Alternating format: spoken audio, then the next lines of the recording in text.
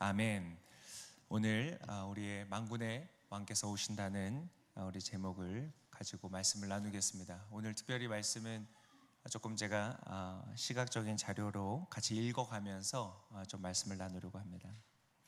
자, 지금은 우리가 교회 절기가 대림절입니다. 크리스마스, 이제 성탄절을 준비하면서 예수님이 오시는 것을 기다리는 그러한 절기입니다. 크리스마스를 준비하는 기간 동안에 우리가 무엇을 하는가? 여러분, 성탄절, 크리스마스 어떻게 준비하고 계십니까? 이제 곧 크리스마스 세일이 온다. 무엇을 살 것인가 준비하고 계십니까? 저도 준비하고 있습니다. 사고 싶었던 것, 필요한 것들 이제 사려고 생각하고 있습니다. 그러나 그것이 크리스마스의 준비가 아니겠죠. 무엇이 준비인가? 이제 오늘 대림절의 이 말씀을 통해서 같이 나누려고 합니다. 이 전 세계에 흩어져 있는 우리 온누리교회 모든 교회가 오늘 이 동일한 본문으로 이 대림절을 준비합니다. 자, 말라기는 구약 성경의 끝이죠. 맨 끝에 있는 성경입니다. 이 말라기를 끝으로 하나님의 계시가 멈추게 됩니다. 하나님이 침묵하십니다. 혹시 대화하고 싶은 사람이 있는데 그 앞에 말을 거는데 그 사람이 침묵하고 있을 때를 경험해 보신 적 있으십니까? 대화하고 싶어서 말을 거는데 대답을 안 하는 거예요. 대꾸를 안 하는 거예요. 얼마나 답답하겠습니까? 그런데 이 이스라엘 민족에게 하나님이 침묵하기 시작하십니다. 얼마나 고통스러웠을까요? 어느 때까지, 어느 기간 동안 침묵하셨는지 아세요? 400년입니다. 하나님이 400년 동안 말씀하지 않으셨습니다. 얼마나 고통스러운 시간이었을까? 근데 400년이 지나고 나서 하나님의 계시가 다시 시작됩니다. 바로 성탄절, 예수 그리스도께서 오시는 것을 통하여서 다시 이야기가 시작됩니다. 그러면 이 구약의 끝과 신약의 시작이 400년의 시간이 있는데 여러분 어떻게 연결이 될 수 있을까요? 말라기가 기록된 시대에는 유대인들이 페르시아에 의해서 지배를 당하고 있을 때이고 400년이 지난 이 순간에는 로마에 의해서 지배를 당하고 있는 그 사이에 하나님께서 침묵하신 동안 마카비 혁명을 비롯한 수많은 역사적 사건들이 일어났습니다. 너무 고통스럽고 너무 힘들고 괴로웠던 시간들을 유대 사람들은 지나고 있었던 것이죠. 시대가 지났습니다. 문화가 달라졌습니다. 처하여 있는 상황이 완전히 다 달라졌습니다. 400년 서로 이게 여러분 연결이 될까요? 400년간 중단되었던 대화가 잘 이루어질 수 있을까요? 400년이 어느 정도냐? 지금 대한민국을 기준으로 보면 지금으로부터 400년 전은 언제냐면 임진왜란 때입니다.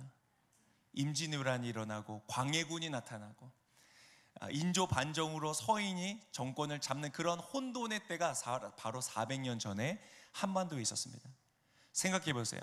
그때 글을 쓰고 편지를 쓴 것이 지금 오늘날 우리의 삶과 어떤 관계가 있을 수 있겠습니까? 너무나 먼 이야기죠. 대화가 안 될 겁니다.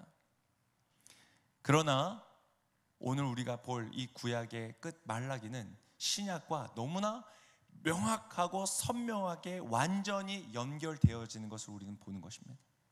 어떻게 이것이 가능할 것이요? 어떻게 이것이 가능한 것이죠? 바로 하나님께서 하신 일이기 때문에 그렇습니다.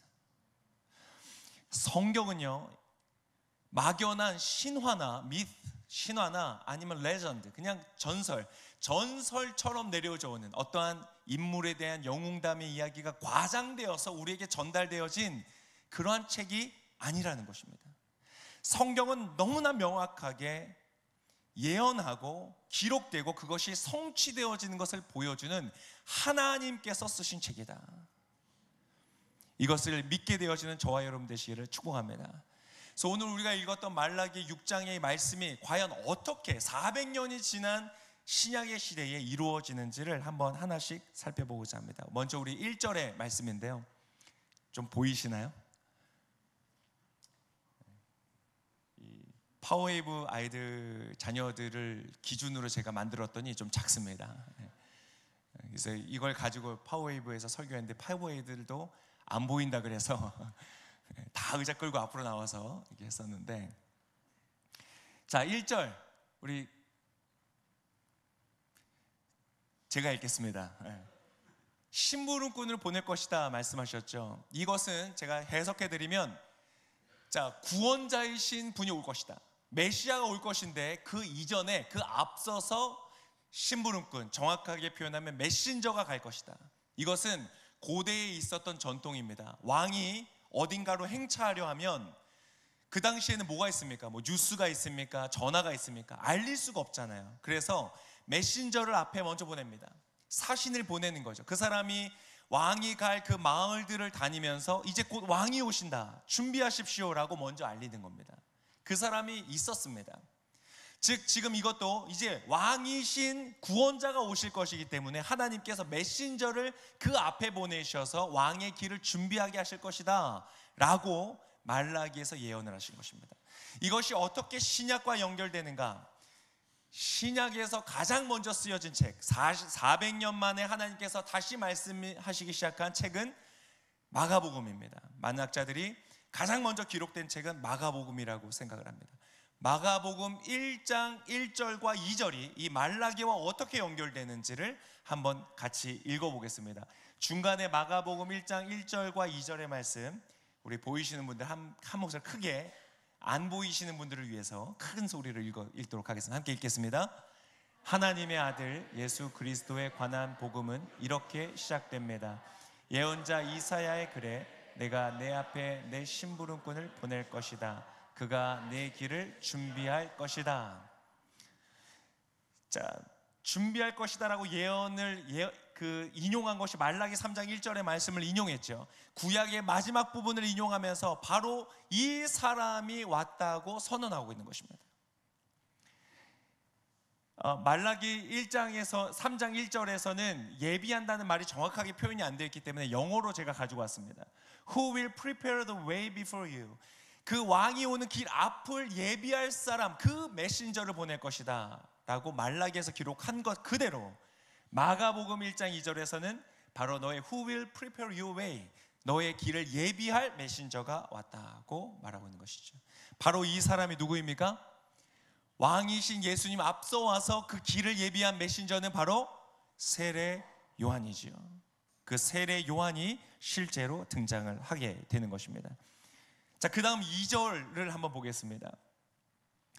그런데 그 구원자가 올 때에 누가 견뎌낼 수 있겠느냐? 그가 오실 때에 누가 그 앞에 설 수 있겠느냐? 실제로 이스라엘 사람들은 아무도 그 앞에 서지 못했습니다. 예수님이 누군지도 알아보지 못했고 예수님을 함부로 대하고 정확하게 설 수 없었습니다. 요한계시록 6장에 예수님에 대해서 이렇게 기록하고 있습니다. 우리 같이 한번 한 목소리 읽겠습니다. 산들과 바위들을 향해 외쳤습니다. 우리 위에 무너져 내려라. 그래서 보좌에 앉으신 이의 얼굴과 어린 양의 진노로부터 우리를 숨겨다오. 이는 그들의 진노의 큰 날이 이르렀기 때문이다. 누가 견뎌낼 수 있겠느냐? 그 구원자가 오시면 아무도 그 앞에 설 수 없다, 견뎌낼 수 없다고 말했던 그것이 그대로 예수님 앞에 인용되고 지고 있는 것을 우리는 봅니다. 예수님 앞에 우리는 설 수 없다는 것을 보여주고 있는 것이죠. 자, 그 다음 3절의 말씀입니다. 왜 설 수 없는가? 그분은 불과 같이 올 것이기 때문이다. 제가 끓는 물에 한번 디인 적이 있습니다. 어렸을 때. 그 화상이 지금도 남아 있습니다. 너무 뜨겁고 고통스럽죠. 그런데 하나님이 가져오시는 불은 물을 끓는 100도 정도 수준의 그러한 불이 아니라 금을 재련하여 금속을 녹여낼 만큼 뜨거운 불과 같이 오실 것이다. 그 앞에 누가 견뎌낼 수 있겠습니까? 그것의 목적은 바로 레위 자손들, 하나님을 섬기는 이들을 깨끗하게 할 것이다 하는 것입니다. 제가 파워웨이브 친구들한테도 얘기했는데요, 그 당시에 말라기 시대에 하나님께서 이스라엘의 제사를 받을 수가 없었습니다. 왜요? 하나님 앞에 제물을 가져올 때는 어떠한 제물을 가져와야 되죠? 흠이 없고 건강하고 아름다운 양과 소를 가져와야 됩니다. 근데 이스라엘 사람들이 가져오려다 보니까 아까운 거예요. 아니, 제일 좋은 거는 새끼를 낳으면 또 좋은 유전자를 계속 낼 텐데 이거를 지금 죽여서 하나님께 드리자니 너무 아까운 거예요. 비효율적이고 비생산적인 것 같아요. 그래서 어떻게 했습니까? 상품적인 가치가 없는 것들, 절고 흠이 있어 팔 수 없는 그것을 하나님께 들어와 가지고 와서 제사를 드린 겁니다. 만약 누군가가 여러분을 그렇게 대한다고 생각해 보십시오. 약속을 잡았습니다. 같이 만나기로 했습니다. 근데 시간이 됐는데 나타나질 않아요. 30분이 지나고 1시간 지났는데 옵니다. 슬랩바를 끌고 씻지도 않고 세수도 안 하고 전돈이 하나도 안 된 모습으로 덜렁덜렁 옵니다. 여러분, 그 사람과 대화를 하고 싶으시겠습니까? 하나님을 향하여 이렇게 준비되지 않은 마음, 아까운 마음, 인색한 마음을 가지고 나오는 그 제사들을 하나님 받으실 수 없었습니다. 여러분, 중요한 부분입니다. 우리를 돌아봐야 됩니다. 여러분 혹시 어떻게 나오셨습니까? 어떻게 예배를 준비하고 오셨습니까? 우리의 마음과 생각, 여러분의 관심이 최상의 컨디션으로 주님 앞에 지금 드려지고 계십니까? 많은 생각 속에, 많은 옵션 중에 하나로 남는 에너지로 하나님께 예배를 드리고 계시지 않습니까? 많은 스케줄이 겹치면 가장 먼저 취소하는 것이 예배와 기도가 혹시 아니십니까? 하나님에게 최상의 것을 내가 드리기보다 남는 것을 드리고 있지는 않습니까? 그럼 주의해야 됩니다. 그런데 바로 구원자이신 분이 오셔서 무엇을 하는가? 그 레위 사람들을 깨끗하게 할 것이다. 그런데 하나님이 예수께서 오셔서 어떠한 일을 이루셨는가? 요한복음 15장 3절의 말씀입니다. 함께 읽겠습니다. 너희는 내가 너에게 말한 그 말로 인해 이미 깨끗해졌다. 제자들을 향하여 하시는 말씀이시죠. 내가 너희를 깨끗하게 했다.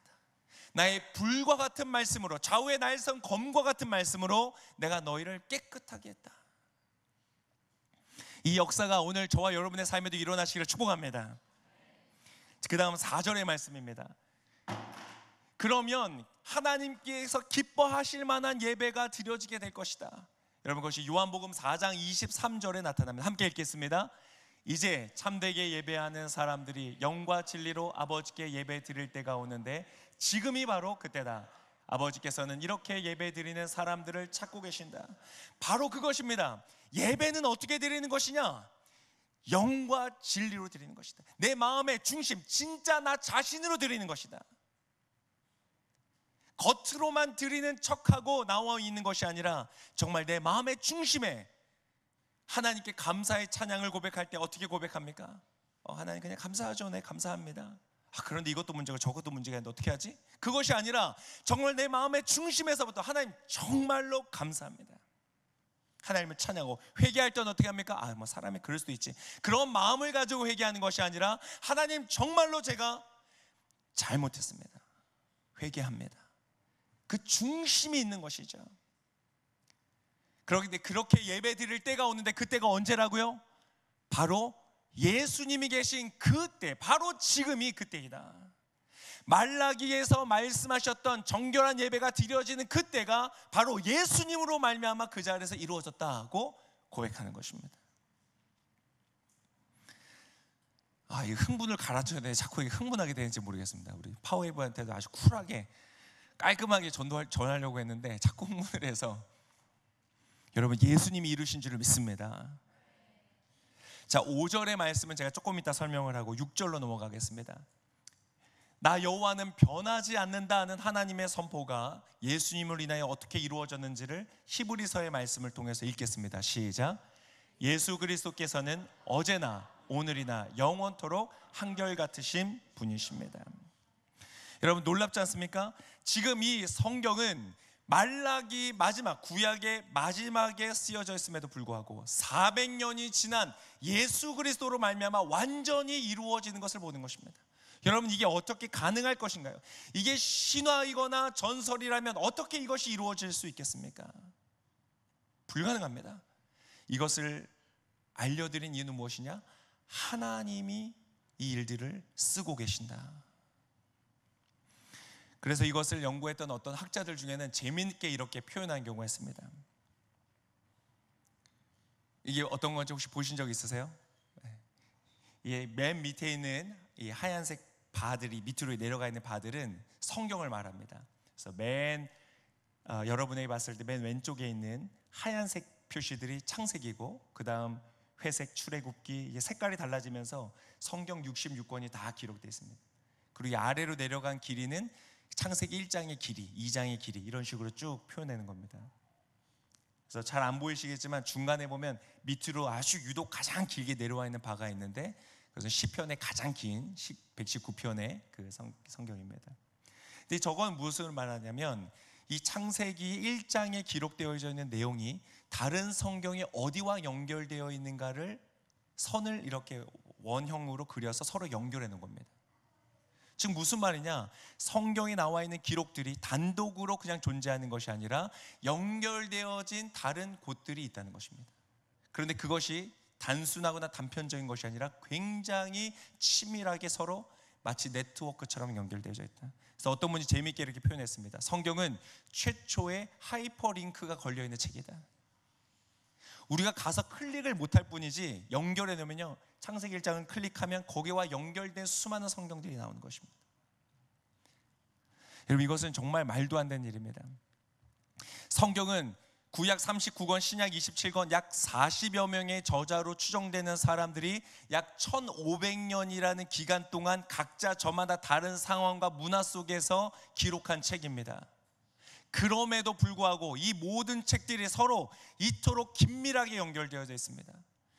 얼마나 많이 연결되어져 있는가 세어보니까 63,779번이 서로 상호작용으로 연결되어져 있다. 각자가 다른 사람이 각자가 다른 시대에 썼는데 어떻게 이렇게 책이 서로 긴밀하게 연결되어서 완전히 하나의 일들을 이루고 있는가? 이것은 바로 하나님이 하셨다는 것입니다. 성경은요, 마치 신경 조직이 서로 연결되어 있는 것과 마찬가지입니다. 우리의 뇌세포 뉴런들이 서로 연결되어져 있는 것과 마찬가지입니다. 여러분, 성경은 살아있는 책입니다. 분리된 각각의 책이 아니라 한 명의 저자이신 하나님께서 우리를 위하여 작성하신 책이라는 것입니다. 여러분, 이 살아있는 말씀을 경험하시게 되시기를 축복합니다. 단편적인 지식이 아닙니다. 이 안에는 진정한 지혜와 통찰과 아이디어와 비전과 우리가 상상할 수 없는 그 보물들이 담겨 있습니다. 그래서 성경은요, 깊이 묵상하여 읽는 것입니다. 아침에 10분, 30분의 큐티로 충분하지 않습니다. 여러분, 2025년 한 해간은 이 말씀의 깊이를 경험하는 저와 여러분 되실 수 있기를 예수님의 이름으로 축복합니다. 근데 제가 이렇게 말씀드리는 이유가 있습니다.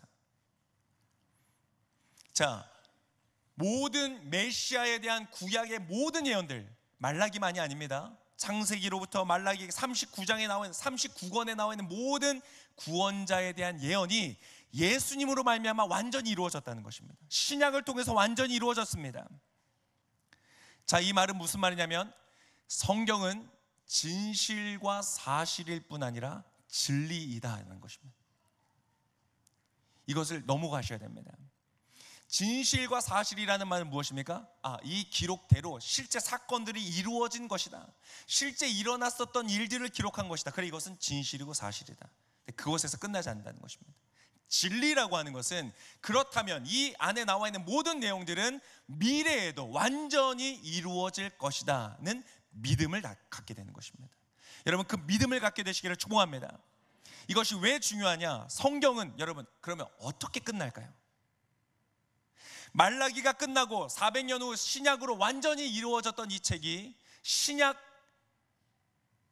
27권의 마지막 끝에 어떻게 끝이 나게 될까요? 이것이 그냥 과거의 역사, 사실로만 끝났다면 우리가 더 이상 알 필요 없습니다. 그러나 진리이기 때문에 지금 나와도 이것이 관계가 되고, 마치 신약 시대에 살았던 사람들이 말라기를 보면서 그것이 과거의 기록이 아닌 지금 나를 위한 기록이 되었던 것처럼 이 성경은 2000년이 지난 지금도 저와 여러분을 향하여 쓴 책이기 때문에 그 성경이 어떻게 끝이 나는지를 보셔야 되는 것입니다. 그래서 오늘 여러분에게 소개를 드립니다. 성경 전체 66권의 마지막 권, 요한계시록의 마지막 장, 22장의 마지막 절, 성경이 어떻게 끝이 나는가를 같이 한번 읽어보도록 하겠습니다. 같이 읽겠습니다. 시작. 이 모든 것을 증거하신 이가 말씀하십니다. 참으로 내가 속히 갈 것이다. 아멘. 주 예수여 오시옵소서. 여보시, 이것이 이루어질 것을 믿으십니까? 구약의 마지막은 구원자가 오실 것이다. The first coming. 초림으로 오실 것이다. 그때는 어린아이의 모습으로 올 것이다. 힘없고 연약한 자의 모습으로 올 것이다. 우리의 죄를 대신 짊어지기 위하여 어린 양처럼 오실 것이라고 예언했습니다. 그리고 그것이 400년 후에 이루어졌습니다. 400년이 뭡니까? 13세대 이상이 지나간 겁니다. 나의 고조 할아버지의 고조 할아버지, 그 고조 할아버지에 있었던 일들이 지금 나에게 일어나는 것입니다. 아무도 견디지 못했죠. 알지 못했죠.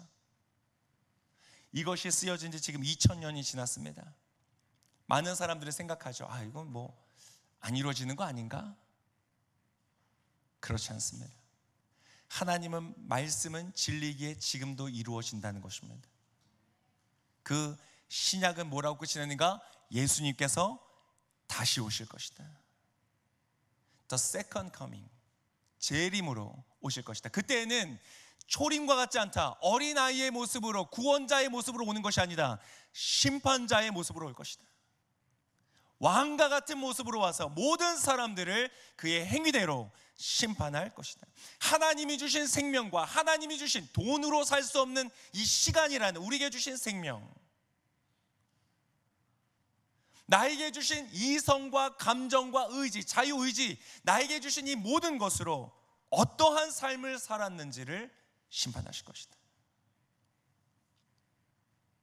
마치 달란트를 맡기고 그 달란트로 무엇을 남겼는지를 계산할 주인과 같이 저와 여러분의 삶을 계산하실 것이다. 그런데 참 패턴이 하나 있습니다. 우리가 잘 봐야 됩니다. 초림을 예언하실 때 아까 뭐라고 하셨죠? 그날에 누가 그것을 견딜 수 있겠느냐? 우려하셨습니다. 걱정하셨습니다. 왜요? 사람들이 잘 듣지 않아서. 믿는다고 하면서, 유대인들인데요, 어려서부터 성경을 배운 사람들인데요, 안다고 하면서도, 하나님을 예배한다고 하면서도 여전히 변하지 않는, 자기가 중심되어서, 자기가 주인되어서, 유대 지도자들이 왜 예수님을 알아보지 못하고 예수님을 죽이는 자리까지 갔죠? 자기가 주인되기 위해서, 자신의 기득권을 지키기 위해서, 자신의 권력을 지키기 위해서, 나를 위하여 내가 주인된 삶을 살아가니 깨닫지를 못하는 것입니다. 그러면 재림을 지금 약속하실 때 뭐라고 말씀하셨을까요? 그래, 재림의 때는 많은 사람들이 준비되어져 있을 것이다 라고 말씀하셨다면 얼마나 좋겠습니까? 그러나 그렇지 않습니다. 예수님은 재림에 대해서 이렇게 말씀하셨어요. 우리 같이 한번 읽겠습니다. 시작. 내가 너희에게 말한다. 하나님은 속히 그들의 원한을 풀어주실 것이다. 그러나 인자가 올 때 이 세상에서 믿음을 찾아볼 수 있겠느냐? 이 말은 믿음을 찾기가 어렵구나 라는 탄식이죠. 여러분, 지금 이 순간 만약 예수님께서 이곳에 재림하신다고 생각하실 때, 여러분, 이 오클랜드 오늘의 교회 안에는 믿음을 찾으실 수 있겠습니까? 하나님께서 지금 나의 삶에 오셔서 나의 믿음을 찾으신다면, 여러분, 하나님께 찾음 받은 그 믿음이 있으십니까? 말라기가 끝나고 400년이 지난 다음에 이루어졌죠. 우리의 종말은 앞으로 얼마 있다 올까요? 제가 파버 친구들에게 예언을 해주고 왔습니다. 얘들아, 너희는 종말을 맞이할 텐데 분명히 예언한다. 100년 이내에 모두 다 맞이한다.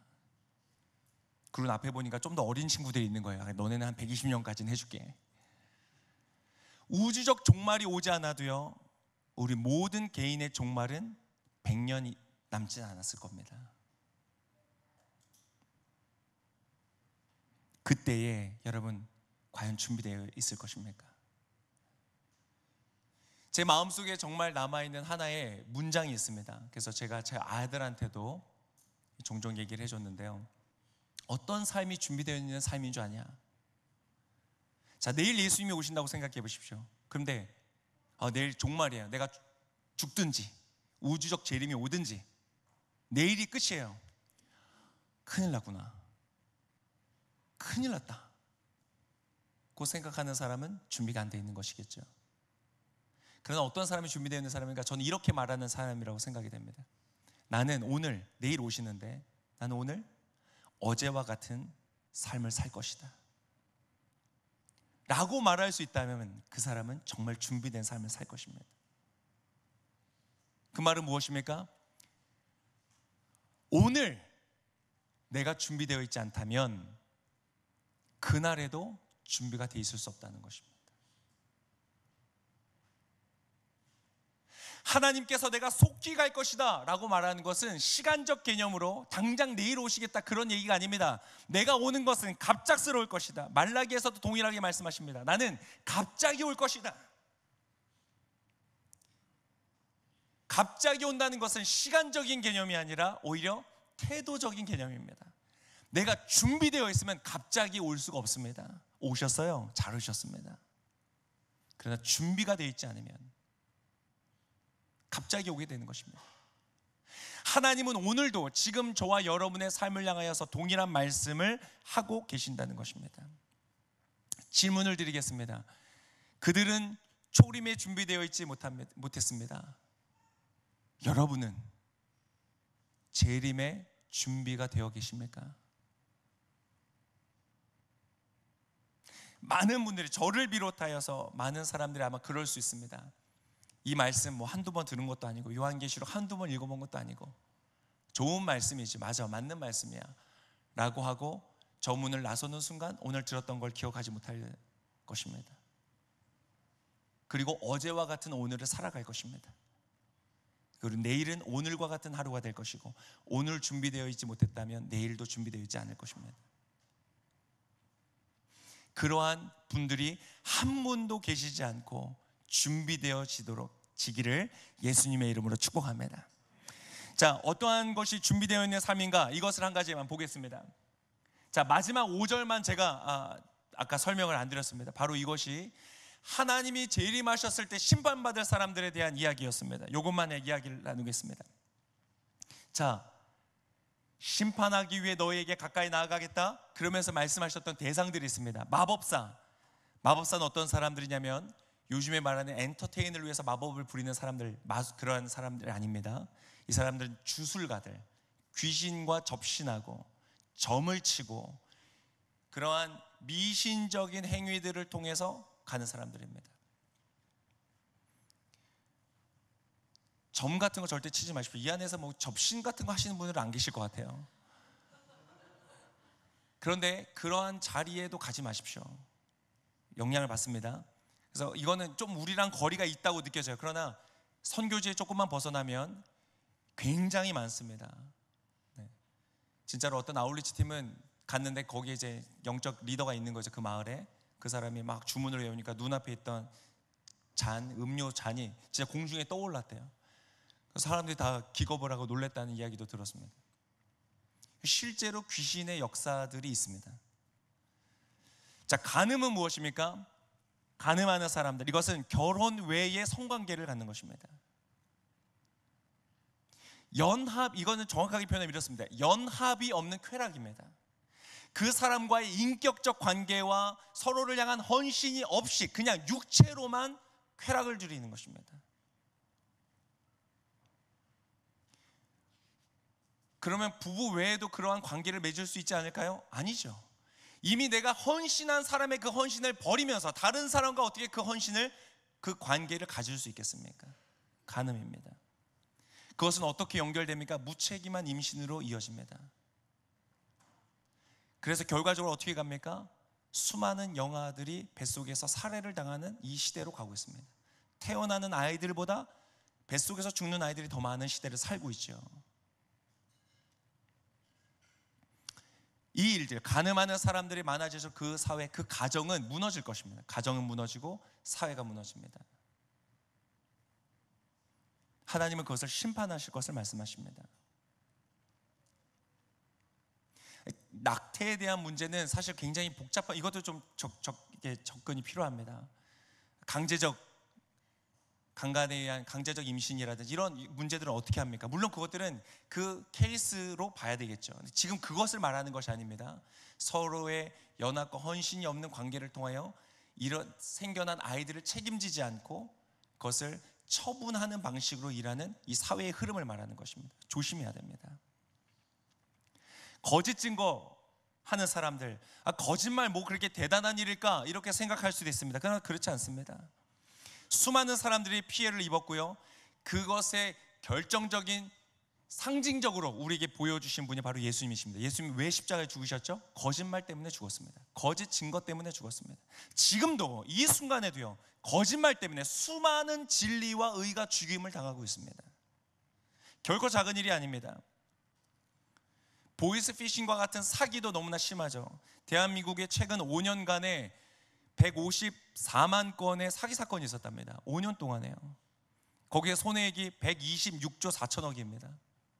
이게 말이 그냥 126조 4천억이죠. 여러분, 그 안에 담겨서 망가진 인생으로 고통받는 사람들과 그 가정들을 생각하면 얼마나 극심한 피해를 입고 있겠습니까? 거짓 증거하는 것입니다. 하나님은 그것을 심판하실 것이다. 화이트 거짓말도 이 거짓말입니까? 뭐 이런 논란도 막 있습니다. 제가 어렸을 때는 화이트 거짓말도 거짓말이니까 하지 말라고 전도사님이 가르쳐 주셨어요. 그 말씀대로 살아보려고 했다가 죽는 줄 알았습니다. 네. 오늘 정말 세수 안 하셨어요? 이렇게 말할 수가 없잖아요. 그런 수준을 말하는 것이 아닙니다. 여러분, 또 그걸 또 화이트 거짓말이라고 할 수는 없지만 우리 서로에게 축복과 믿음의 언어를 사용하시길 축복합니다. 눈에 보이는 대로 말씀하시면 안 되고 믿음으로. 자, 그 다음 이제 악덕 고용주가 나오죠. 일꾼의 품삯을 착취하고. 이거 굉장히 중요합니다. 혹시 월급을 주는 입장에 있다면 내가 정확하게 주는지를 보셔야 됩니다. 우리는 늘 받는 쪽에서 생각을 하죠. 아니, 주는 쪽에서 여러분 생각해야 됩니다. 과부와 고아 같은 사람들은 약자들이죠. 사회적 약자들을 돌아보지 않고 방치하는 것, 내가 적극적으로 가담하지 않더라도 그들을 향하여 관심 갖지 않고 있는 것도 하나님 심판하실 거라고 말씀하십니다. 그리고 이방 사람들의 권리를 박탈한다. 외국인 노동자의 인권이 형편없었던 것이 바로 우리나라입니다. 하나님이 이 나라가요, 지금까지 버텨온 것이 대단한 겁니다. 하나님이 축복하실 이유를 찾기가 어려운 나라가 되었습니다. 그래서 우리가 기도해야 됩니다. 아무튼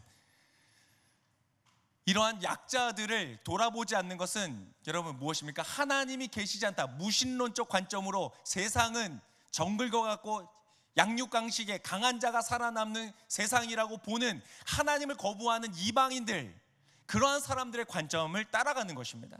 우리는 어떻습니까? 아니죠. 하나님은 고아와 과부의 하나님이시기 때문에 그 하나님을 믿고 따라가는 우리는 어떻게 살아갑니까? 사회적, 내 주변에 있는 사회적 약자를 돌아보는 삶을 살아야만 한다는 것이 하나님의 말씀인 것이죠. 자, 이러하지 않은 사람들은 하나님이 심판하실 것이다. 어느 정도로요?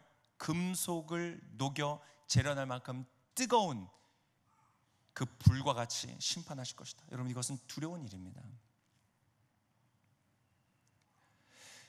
자, 이 모든 말씀을 하나로 정리하는 것이 바로 노란색으로 표시한 단어입니다. 하나님이 심판하실 사람들은 누구인가? 나를 경외하지 않는 사람들이다. 이것은 어떤 행위나 어떤 겉으로 보여지는 모습이 아니라 주일날 교회에 와서 예배를 드리는지, 헌금을 하나님께 드리는지, 이런 행위의 문제가 아닙니다. 그 마음의 중심에 하나님을 경외함이 있는가? 중요한 질문을 여러분에게 드립니다. 여러분, 하나님을 경외하십니까? 하나님을 두려워하고 함부로 대하지 않고 하나님을 알고 인정하는 그 마음이 있으십니까? 여러분, 이제 2024년이 가고 2025년이 오고 있습니다. 같이 함께 이것에 아직 준비되어 있지 않다고 하시는 분들은 2025년 한 해 우리 하나님을 알되 더 깊이 하는 저와 여러분 되시기를 축복합니다. 그래서 하나님을 경외하는 마음이 더욱더 커져가고 깊어져가는 우리가 되어지기를 소망합니다. 바로 그때의 마지막 때에 예수님께서 오시는 그날에 우리는 준비되어져 있는 모습으로 주님을 만나게 될 것입니다. 우리가 구국기도회로 우리 대한민국을 위해서 기도합니다. 무엇을 위해서 기도합니까? 하나님, 대한민국이 하나님을 두려워하는 자들 되게 하여 주십시오. 하나님을 경외할 때 어떤 일이 일어난다고요? 거짓 증언이 사라지고, 간음이 사라지고, 가정이 건강해지고, 서로를 깊이 사랑하고 연합하고 하나 되고 살아있는 존재들이 되어진다. 그것이 우리의 기도를 통하여서 우리의 내면에서부터 우리의 사회까지 이루어지는 놀라운 역사가 일어나게 될 줄을 믿습니다. 그 소망으로 함께 기도하며 나아가시는 저와 여러분 되시기를 예수님의 이름으로 축복합니다.